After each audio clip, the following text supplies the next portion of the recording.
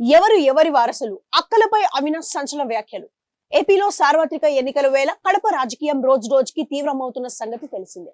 ప్రధానంగా AP PCC chief YS Sharmila Kadapa Lok Sabha స్థానం నుంచి పోటీ చేయడం, ఈ సందర్భంగా ప్రధానంగా వైఎస్ వివేక హత్య కేసును ప్రస్తావిస్తూ వైసీపీ ఎంపీ అభ్యర్థి అవినాష్ పై తీవ్ర విమర్శలు గుప్పించడంతో కడప రాజకీయం గతంలో ఎన్నడూ లేనంతగా అన్నట్లుగా వైరల్ గా మారుతుంది. అవును, ఈ ఎన్నికల్లో రాష్ట్ర రాజకీయం అంతా ఒక ఎత్తు, కడప రాజకీయం మరొక ఎత్తు అన్నట్టుగా పరిస్థితి మారిన సంగతి తెలిసిందే.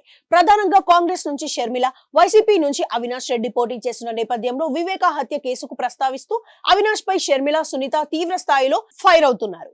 ఈ సమయంలో తాజాగా తన అక్కలపై అవినాష్ రెడ్డి సంచలన వ్యాఖ్యలు చేశారు. ఇందులో భాగంగా వివేక హత్య కేసును తనపై అనవసరంగా మోపారని, తనను తన తండ్రిని చాలా ఇబ్బందులను గురి చేశారని చెప్పిన అవినాష్ రెడ్డి, జైల్లో తన తండ్రి కలిసినప్పుడల్లా తనకు తెలిసి జీవితంలోకి ఎవరు ఏం పాపం చేయలేదని, అయినప్పటికీ దేవుడు ఎందుకు ఇలా ఇబ్బంది పడుతున్నారనేది తనతో అంటూ ఆయన బాధపడేవారనే ఆవేదన వ్యక్తం చేశారు. అయితే దేవుని దయ, ప్రజలందరి చల్లని దీవెనలతో ఇటీవల తన తండ్రి బెయిల్ వచ్చిందని చెప్పారు.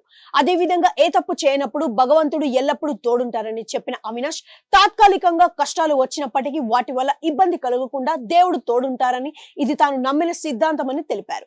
ఈ సందర్భంగా తన అక్కలపై ఆసక్తికరమైన వ్యాఖ్యలు చేశారు. ఇందులో భాగంగా తన ఇద్దరు అక్కలు చంద్రబాబు ట్రాప్ లో పడిపోయారని ఆరోపించి అవినాష్ రెడ్డి, షర్మిల, సునీత ఇద్దరు ఆయన డైరెక్షన్ లో నడుచుకుంటున్నారని అన్నారు. అయితే ప్రజలు మాత్రం చంద్రబాబు ట్రాప్ లో పడకుండా వైఎస్ జగన్మోహన్ రెడ్డికి, వైఎస్ఆర్ కాంగ్రెస్ పార్టీకి తనకు తోడుగా ఉండాలని కోరారు. దివంగత వైఎస్ఆర్ బ్రతికినంత కాలం ఆయన టీడీపీలో పోరాడారని, ఆయన తన అక్కలు మాత్రం వారితో చేతులు కలిపారని చెప్పిన అవినాష్, మీరు వాళ్ళ వారసురాలా లేక వైఎస్ఆర్ వారసురాలా అని ప్రశ్నించారు. ఇక తనను కనుమరుగు చేయాలంటే దేవుడు ఒప్పుకోడనని, తన అక్కలతో పోరాడి శక్తిని ప్రజలే ఇస్తారని, వైసీపీ ఓట్లు చీల్చి టీడీపీకి లబ్ధి చేకూర్చాలనేది షర్మిల ఇచ్చిన టాస్క్ అని అవినాష్ అన్నారు. ఈ సందర్భంగా ఏ తప్పు లేకపోయినా తనను ఇబ్బంది పెడుతున్నారని చెప్పిన అవినాష్, ఎవరు ఎన్ని ఇబ్బందులు పెట్టినా కూడా గట్టిగా నిలబడతానని, ప్రజలందరి మద్దతుతో గెలిచి తీరుతానని, ఇప్పుడు తిట్టిన వాళ్లే మళ్లీ క్షమాపణలు చెప్పాలి అని తాను వినాలని అన్నారు. వివేకం చిన్నాన్నను చంపిన వాస్తవం వెలుగులోకి వస్తుందని, ఈ కుట్రలు ఎవరో చేశారని తప్పకుండా బయటకు వస్తుందని కీలక వ్యాఖ్యలు చేశారు.